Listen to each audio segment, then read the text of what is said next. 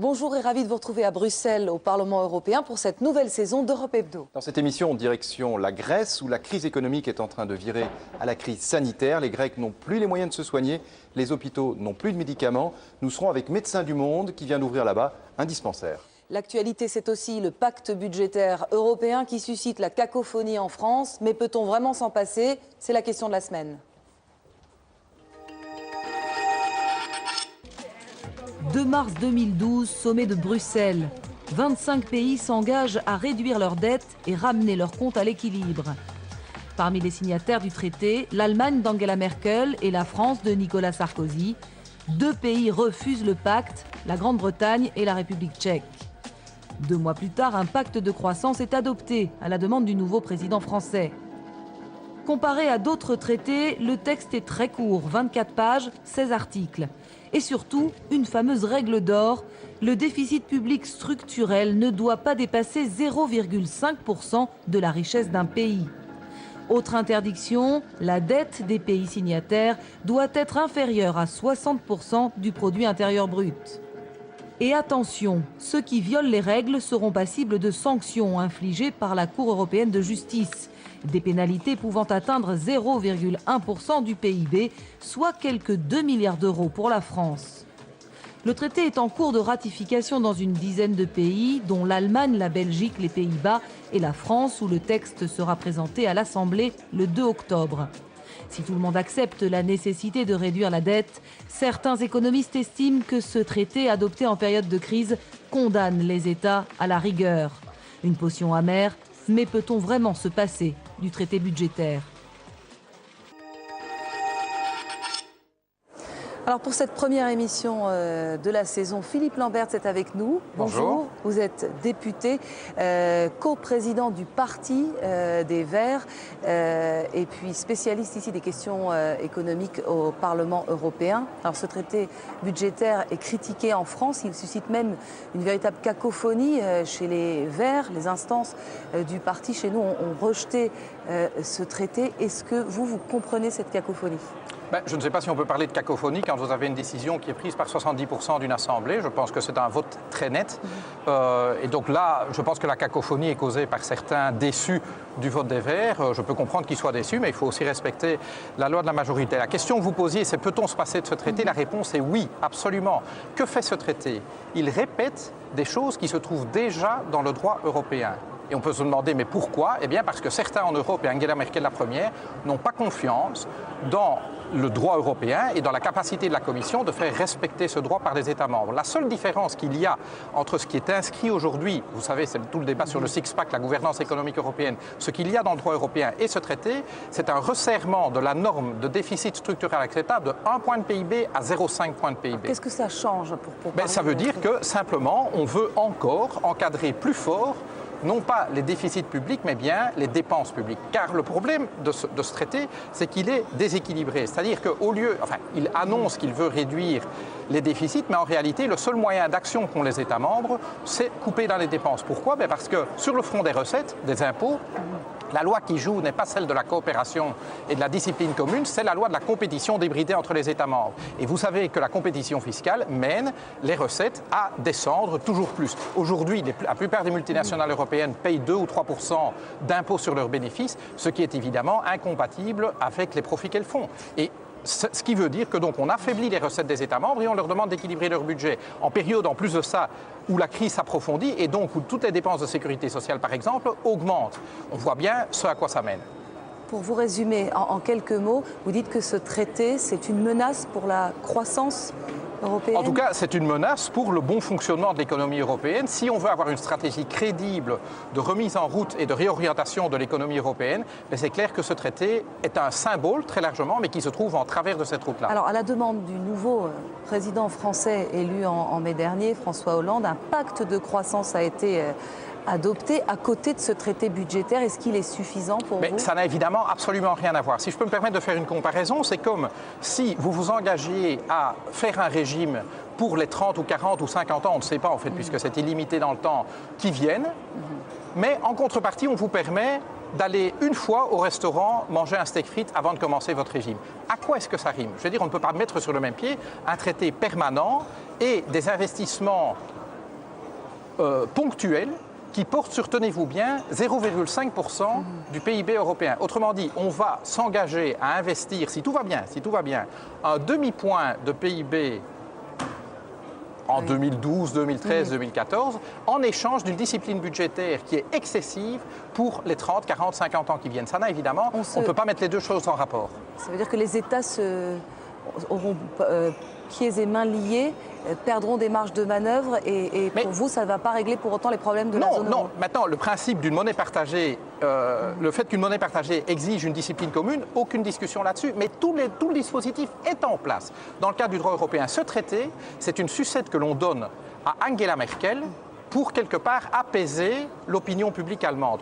Tout le monde, et ça date du mois de décembre, quand on négociait ce pacte et que j'en discutais avec le président de la Commission, comme disait-il, eh bien quand il défile dans mon bureau, les 26 chefs d'État et de gouvernement me disent ce traité, on n'en veut pas, ça ne sert à rien, tout est déjà dans le six-pack. C'est une décision politique finalement, au fond c'est... Mais complètement, c'est un symbole que l'on veut donner pour apaiser la chancelière allemande et le peuple allemand. Désolé, le peuple allemand est aussi motivé par des motivations ou l'irrationnel à sa part, qui est dû à l'histoire allemande, mais je rassure l'Allemagne, il y a également des préoccupations qui ne sont pas de même nature dans d'autres États européens. Et on ne peut pas faire l'Europe simplement en exécutant la volonté, fût-elle acceptable, du peuple allemand. Désolé, les Allemands, pour qui j'ai beaucoup de respect, sont 80 millions des citoyens européens, ils ne sont pas les 500 millions. Et donc on ne peut pas faire un traité exclusivement pour complaire à une chancelière qui, en réalité, a du mal à tenir tête à son opinion publique. Donc pour vous, il manque un certain contrôle démocratique aussi. Mais c'est évident, aujourd'hui, et ça c'est la grande carence. Que ce traité a été adopté. Mais c'est pas seulement dans le cadre du traité, dans toute la gouvernance économique européenne, on se trouve dans une situation aujourd'hui où une Commission européenne prend des décisions de nature politique en Grèce, au Portugal, etc. Alors on peut dire qu'elle les négocie avec des gouvernements élus, oui, mais en réalité, tout le monde sait bien qu'elle impose un certain nombre de choix sans avoir, comme le dit Paul de Graux, qui est un libéral prof d'économie, mais donc ancien sénateur libéral en Belgique, il dit la Commission prend des décisions dont elle n'a pas à payer le prix politique. Ça ne va pas. On ne peut pas confier des décisions politiques à une instance qui n'est pas comptable de ses actes démocratiquement. Et ça, c'est ce qu'on doit mettre en place si on veut vraiment faire accepter la gouvernance économique européenne par les peuples. Alors, Daniel Cohn-Bendit dit une chose un peu différente de votre position, vous l'assumez. Il dit aussi que c'est quand même un moyen de régler cette crise qui n'en finit plus. Ça n'est pas vrai, c'est tout simplement factuellement faux. Aujourd'hui, tout le dispositif que nous avons mis en place au niveau de la gouvernance économique européenne dans le droit européen permet de faire tout ce que l'on veut en termes de discipline budgétaire. Et je vous dis, ce traité est purement symbolique, mais il y a quand même... avec des sanctions possibles bien sûr, pour les États qui ne respecteraient pas les règles. Et je préfère quand même que des sanctions soient prises par une commission que par une cour de justice européenne. Enfin, on ne veut quand même pas le gouvernement des juges. Ce serait encore un affaiblissement de la démocratie européenne. Oui. Ceci étant, c'est clair que le seul point sur lequel la Cour de justice peut vraiment attaquer les États, c'est sur la non-traduction dans leur droit national de la règle d'or. Et donc, elle ne peut pas, ce n'est pas elle qui va surveiller l'exécution de la règle d'or. C'est simplement la transposition dans le droit national qui est soumise à l'avis, mais comme dans tout le droit européen, de la Cour européenne de justice. Mais de toute manière, il y a aujourd'hui tout un dispositif avec les sanctions à la clé pour assurer la discipline budgétaire dans l'Union. Pourquoi veut-on ce traité en plus ? Alors, on a bien compris votre message. On va passer à un autre sujet au menu de l'actualité européenne, les OGM, puisqu'un film, une étude scientifique choc viennent de sortir et font couler beaucoup d'encre en France. Regardez ce zapping et ces images impressionnantes. On en parle juste après. Cette image a fait le tour du monde. Un rat de laboratoire nourri aux OGM du géant américain Monsanto. La tumeur mammaire que cette femelle a développée fait froid dans le dos. Pendant 2 ans, des chercheurs français ont travaillé dans le plus grand secret sur des rats nourris au maïs transgénique, traités ou non à l'herbicide Roundup. Monsanto, l'entreprise qui développe ces maïs, explique qu'elle prendra en compte ces résultats. Mais selon des centaines d'autres études scientifiques, ce maïs est sans danger et la méthodologie de l'étude en question est critiquée. Quels produits peuvent contenir des OGM ? Dans les rayons de supermarché, le lait, la viande et les œufs sont les plus concernés. Ils le sont indirectement quand les bêtes sont nourries par des céréales OGM importées. Et dans ce cas-là, il n'y a aucune obligation de l'indiquer. Et voilà, le fameux soja qu'on achète. Voilà, on achète ça, ça vient, on ne sait pas trop d'où. On ne sait pas trop d'où. En fait, le soja est composé d'OGM à 95%. Il provient essentiellement d'Argentine, du Brésil. Cela fait des années que cet éleveur de vaches laitières nourrit son cheptel avec une question d'efficacité. Ce n'est pas un problème contre le génie génétique, on peut faire de l'insuline avec du génie génétique. C'est un problème de prendre les champs des agriculteurs pour une paillasse de scientifiques et les assiettes de consommateurs pour une paillasse d'industriels. Et ça, on ne peut pas accepter si on ne fait pas de tests. Voilà, alors cette étude en question a été réalisée par Gilles-Éric Serralini, un scientifique qui est connu pour ses positions contre les OGM. Elle a été publiée dans une revue scientifique. Est-ce que pour vous, est-ce qu'il faut prendre cette étude au sérieux? Est-ce qu'il y a urgence à agir? Ce n'est pas moi qui dis qu'il faut la prendre au sérieux, ce sont tous les scientifiques qui ont vérifié ce papier avant qu'il soit publié dans une revue scientifique. Il y a tout un processus de contrôle de la validité des résultats. On n'aurait pas pu publier cette étude si des scientifiques n'avaient pas dit ça nous semble sérieux. Donc s'ils me le disent, je ne suis qu'ingénieur, je ne suis pas scientifique, et donc j'imagine que ça doit être pris au sérieux. Mais d'autres scientifiques disent non, cette étude est partiale, seuls des petits échantillons ont été testés, c'est un peu comme chercher des poux dans la tête. J'aimerais bien alors que les mêmes scientifiques disent ce qu'ils pensent des études faites par Monsanto et d'autres qui portent sur des échantillons encore plus faibles, sur des durées encore plus faibles, et où les effets combinés de l'OGM et de l'herbicide ne sont pas mesurés. Donc je veux dire, si cette étude a des carences scientifiques, eh bien que nous les vérifions et que nous les redressions s'il y en a. Mais je pense que si cette étude est considérée comme ayant des carences scientifiques, je pense que les études réalisées par l'industrie des OGM sont encore plus suspectes. D'autant plus qu'allez, franchement, lorsque vous étiez étudiante et que j'étais étudiant, bien sûr, on aurait bien aimé s'évaluer nous-mêmes. Mais quelle est la crédibilité d'études réalisées par ceux qui ont un intérêt à ce que ces études donnent des résultats positifs? Je veux dire, en général, on ne demande pas aux étudiants de s'évaluer eux-mêmes, on ne demande pas aux industriels d'évaluer eux-mêmes les produits qu'ils mettent sur le marché. Or, c'est le cas aujourd'hui. Alors, en attendant, les OGM, la culture des OGM est interdite en France, en Italie, puisqu'il y a eu un moratoire. Mais ce n'est pas pour autant qu'elle ne se retrouve pas dans les assiettes. On l'a vu dans le reportage sur la massivement des nourritures animales. Il y a des craintes. Aujourd'hui, le citoyen européen mange peut-être des OGM sans le savoir? Non, pas peut-être. Nous mangeons tous des OGM. Et donc, nous le savons. La question, c'est pouvons-nous sortir de cette impasse? Autrement dit, aujourd'hui, au lieu de laisser jouer la logique du marché qui permettrait aux consommateurs de choisir, de dire par exemple, eh bien, je souhaite acheter des produits sans OGM. Aujourd'hui, l'industrie se bat pour que, par exemple, nous n'étiquetions pas les produits exempts d'OGM de manière visible. Elle ne veut pas la transparence. Elle ne veut pas la transparence des études scientifiques, de ses propres études scientifiques. Elle ne veut pas la transparence de l'étiquetage. Et donc, je me pose la question, qu'a-t-elle à cacher? Est-elle à ce point craintive du marché et de la réaction des clients pour qu'elle veuille les entretenir dans le doute? Et donc aujourd'hui, je suis désolé de le dire, mais les obscurantistes, on nous fait souvent, à nous le procès, vous savez, les Verts, vous êtes contre le progrès, vous êtes des obscurantistes. Aujourd'hui, ceux qui veulent les faits, la vérité, les choses mesurables, c'est nous. Ceux qui veulent empêcher cela, ce sont les promoteurs des OGM, ceux qui ont du business à faire dans ce domaine-là. Et donc là, je dis, il faut peut-être inverser la charge de la preuve. Alors, vous dites qu'il y a des raisons de ne pas faire confiance aux industriels qui refusent l'étiquetage. Est-ce qu'on peut faire confiance aux autorités européennes de contrôle, celles qui sont chargées d'assurer cette transparence? Dès l'instant où ces autorités sont, passez-moi l'expression, cul et chemise avec l'industrie agroalimentaire, on a un véritable problème. Les conflits d'intérêts entre ceux qui font partie des panels d'évaluation des produits au sein de l'Agence européenne de sécurité alimentaire et l'industrie sont légion. C'est la directrice même de l'agence qui a dû démissionner. Il y a un problème de conflit d'intérêts. Mais évidemment, et donc là, la confiance a été ébranlée. Et donc aujourd'hui, je pense que la sagesse recommanderait que quelques États membres commanditent une réédition de l'étude du professeur Serralini pour confirmer ou infirmer ces résultats de manière à ce qu'on puisse avoir un point de vue réellement indépendant à la fois de l'industrie et d'une agence dont on peut dire qu'aujourd'hui, elle ne jouit plus de la confiance des législateurs ici dans cette maison. Donc il faut revoir le système de contrôle européen? Je crois en tout cas qu'il faut mettre en place des règles de gestion des conflits d'intérêts extrêmement strictes, de manière à éviter que ceux qui sont dans les panels d'évaluation n'aient pour la moindre raison, partie liée avec l'industrie. C'est l'un ou l'autre. Vous devez choisir. Ou bien vous êtes un évaluateur, ou bien vous êtes salarié de l'industrie. Mais vous ne pouvez pas faire les deux. On sait que les lobbies sont très puissants.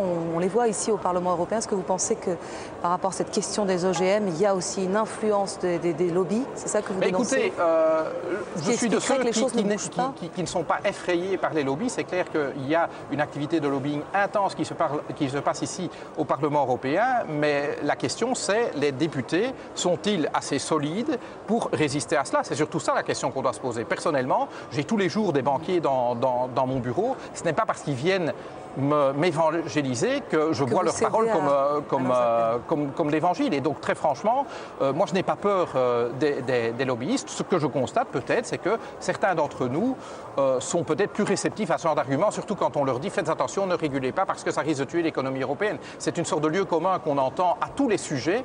Je pense que les industriels ne sont peut-être pas les mieux placés pour nous dire ce qu'il faut faire pour assurer l'avenir de notre économie.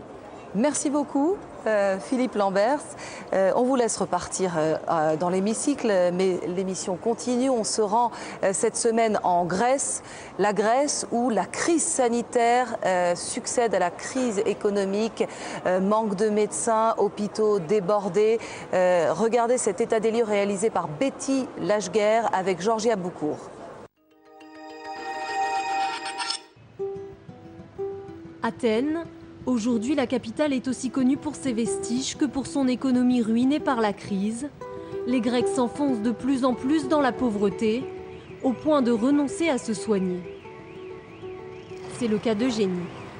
Voilà, ça c'est mon palais. Eugénie a 63 ans, elle est retraitée depuis 2 ans, mais l'État ne lui a toujours rien versé. Sans pension, impossible pour elle de payer son assurance maladie. Tout ce qui les intéresse, ce sont les taxes. En plus de son cholestérol et de son asthme, Eugénie a contracté une grippe H1N1 il y a 1 an et demi.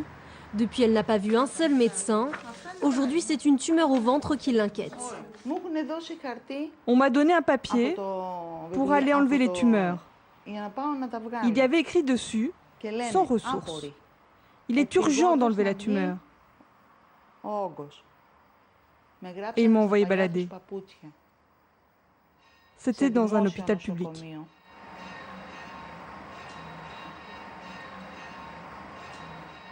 Un ami lui conseille alors d'aller à la polyclinique de Médecins du Monde pour se faire soigner gratuitement. Tout va beaucoup plus vite. Elle obtient 2 rendez-vous en moins d'1 semaine. Aujourd'hui, elle s'y rend pour se faire examiner. Ça fait mal, hein? Ça ressemble à des ganglions. Pendant ce temps-là, le centre de soins ne désemplit pas. À l'origine, seuls des migrants ou des demandeurs d'asile y étaient reçus. Depuis 3 ans, la cinquantaine de bénévoles a vu affluer un nouveau public de Grecs. Votre colonne va bien, pas de souci. Ces documents viennent de l'hôpital.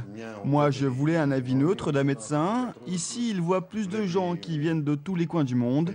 Et surtout, je viens parce que j'ai confiance. Et si les Athéniens se détournent des hôpitaux publics, c'est aussi parce qu'il faut payer 5 € de droit d'entrée et apporter ses propres médicaments, alors qu'ici, tout est gratuit. J'espère que les choses vont s'arranger, s'améliorer.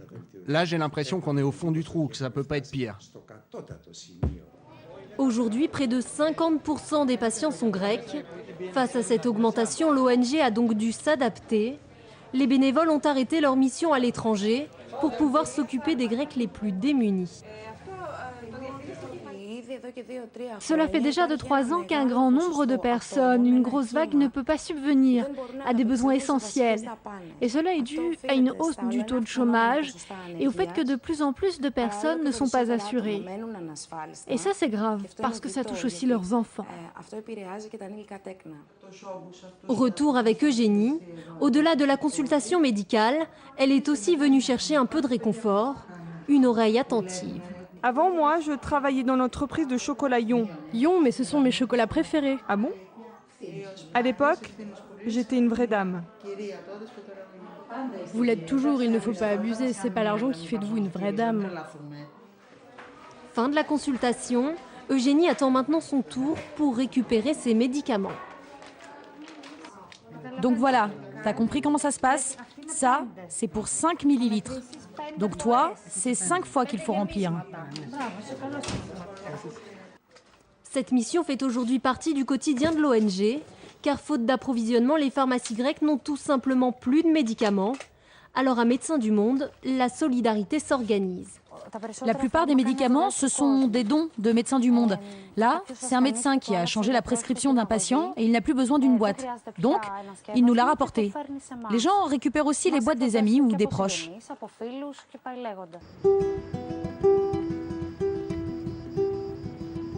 Eugénie rentre chez elle, mais elle va devoir revenir dans 2 jours pour passer des radiographies. Je vais prendre un peu de ventoline, ça va pas trop.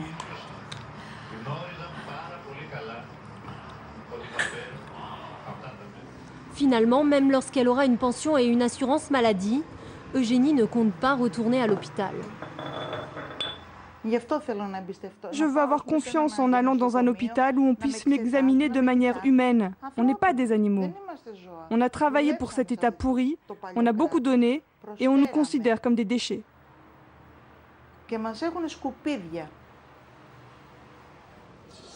Comme Eugénie, 30% de la population aurait déjà été exclue du système de santé grec. Et si l'État prévoit encore de nouvelles coupes dans ce secteur, la santé pourrait bientôt devenir un privilège au lieu d'un droit.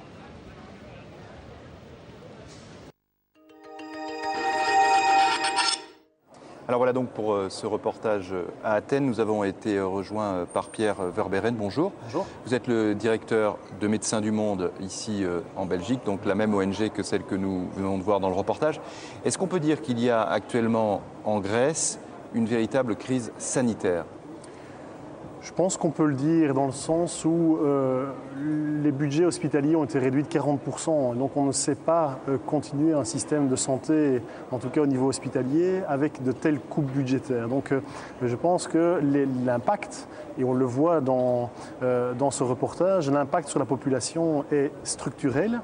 Et donc on a des monsieur et madame tout le monde qui sont directement impactés. Parce que c'est ça la nouveauté, en fait, avant c'était des personnes, des immigrés sans papier, etc. Là ce sont des Grecs, maintenant on va dire de la classe moyenne qui viennent chez vous. C'est-à-dire qu'on voit ça assez généralement, les systèmes de santé, mais les systèmes généraux de sécurité sociale ont cette tendance à exclure ceux qui se trouvent à la marge, dans la grande précarité, ceux qui viennent de l'extérieur, etc. Aujourd'hui c'est le cœur même qui est touché. Alors c'est le cœur certes des personnes qui sont les moins bien nantis, donc des personnes des travailleurs sans emploi, des personnes âgées, des pensionnés. Et puis progressivement, si les coupes continuent, ça touche de plus en plus la classe moyenne, ce qui constitue un problème général, que ce soit sur la classe moyenne ou sur les personnes précarisées. Donc en Grèce, oui, on peut parler de crise sanitaire, en tout cas au niveau hospitalier. Au niveau de la médecine, il y a un deuxième problème, c'est celui de la confiance. On le voit très bien dans le reportage, c'est que le système sanitaire pose alors un problème d'accès et les personnes perdent confiance dans ce système. Et ça, c'est quand même quelque chose qui touche tout le monde et auquel il faut être extrêmement attentif parce que des organisations comme Médecins du Monde n'ont pas du tout vocation à remplacer le système. C'est simplement des révélateurs de problèmes et donc il faut vraiment veiller à ce que les systèmes de santé gardent la confiance de la population. Alors, vous parlez de la confiance dans le système de santé. Est-ce que ce qui est en train de se passer actuellement en Grèce, c'est né de la crise économique et sociale exclusivement, ou ça vient aussi parce que déjà, avant cette crise, il y avait un problème. On sait qu'il y a un problème de corruption en Grèce. Est-ce que ce problème est, j'allais dire, conjoncturel ou est-ce qu'il est structurel ? Le problème que nous rencontrons dans ce reportage est extrêmement lié à la crise économique et financière de la Grèce. Présenter le système grec comme un autre système, comme étant un système parfait et qui a basculé dans les grandes difficultés qu'on connaît aujourd'hui, ce serait une erreur évidemment. Mais je pense que notre objectif n'est pas de refaire l'histoire du système de santé public grec. Par contre, ce qu'on voit aujourd'hui est clairement conjoncturel et est clairement lié à des coupes budgétaires très significatives, très dures sur le système de santé. L'un des médecins disait « on est au fond du trou, ça ne peut pas être pire ». Est-ce que vous êtes d'accord avec ça ou est-ce que vous pensez que malheureusement ça peut encore être pire ? J'espère qu'il a raison, évidemment. Donc, par contre, je ne crois pas à la mécanique du fond qui fait qu'on rebondit. On peut toujours descendre plus loin. Je pense qu'effectivement, si on continue à avoir un système qui est attaqué avec des coupes budgétaires comme celle-là, immanquablement, ce seront les généralistes qui ne pourront plus donner de soins dans une couverture universelle. Et le problème de la santé, un peu comme le logement, mais certainement dans la santé, c'est plus clair, c'est une couverture universelle qui est absolument nécessaire parce que dès qu'on commence à exclure des populations, dès qu'on commence à demander un système assurantiel où les gens doivent faire la démarche de se couvrir, au bout du compte, toutes les politiques de santé publique ne sont plus réalisables parce que des gens sont dedans et des gens sont en dehors. Alors, est-ce qu'il y a un phénomène un peu général, on vient de voir l'exemple grec, mais est-ce que dans toute cette Europe qui est profondément touchée sur le plan social par la crise, est-ce que les aspects sanitaires sont importants ailleurs? Vous le voyez, j'imagine que vous avez des dispensaires un petit peu partout en Europe, en Espagne, au Portugal, par exemple. Oui, est-ce que c'est la même chose? Tout à fait. Donc on voit au Portugal, en Espagne, en Grèce, en France, en Belgique, en Hollande, en Angleterre, dans les dispensaires que nous avons ouverts, on voit le même type de tendance, c'est-à-dire on commence à toucher au cœur des populations et plus à tout ce qui était en périphérie et qui n'avaient déjà pas accès au système. Aujourd'hui, c'est les gens qui avaient accès au système qui n'ont plus accès à ce système de santé. Mais même, par exemple, en France ou en Belgique? Mais en France, on va voir par exemple une augmentation assez significative, et en Belgique également, du nombre de personnes mal logées, donc du nombre de personnes sans abri ou simplement mal logées. Et donc on va voir que pendant des périodes hivernales, des maladies vont se chroniciser dans une population qui jusqu'ici était quand même relativement bien prise en charge parce que les systèmes de santé hospitaliers, donc deuxième niveau ou de premier niveau, les généralistes, avaient la possibilité, avaient les marges pour les prendre en charge. Aujourd'hui, elles ont moins les marges et donc ces personnes se retrouvent avec un suivi médical qui est largement fragilisé, oui. Est-ce que vous diriez, peut-être pour conclure, que Médecins du Monde et d'autres ONG sont en train, malgré elles, de remplacer les États qui sont défaillants? Non. Vraiment, ce n'est pas du tout l'objectif de Médecins du Monde de remplacer le système. Mais c'est pas ce que vous faites. Ce n'est pas ce qu'on fait. Ce que nous faisons aujourd'hui est de montrer à travers des exemples extrêmement concrets, mais sur des tranches de population, parce que nous ne savons pas offrir une couverture universelle, c'est de montrer les implications des choix qui sont faits. Nous ne pouvons pas, en ayant 3, 4, 20, 30, 40 centres, remplacer des milliers de centres de santé qui font un travail extraordinaire au quotidien. Merci beaucoup Pierre Verberen d'avoir accepté notre invitation dans Europe Hebdo. C'est la fin de cette émission. Merci de votre fidélité. On se retrouve la semaine prochaine. Bonne suite de programme sur les chaînes parlementaires.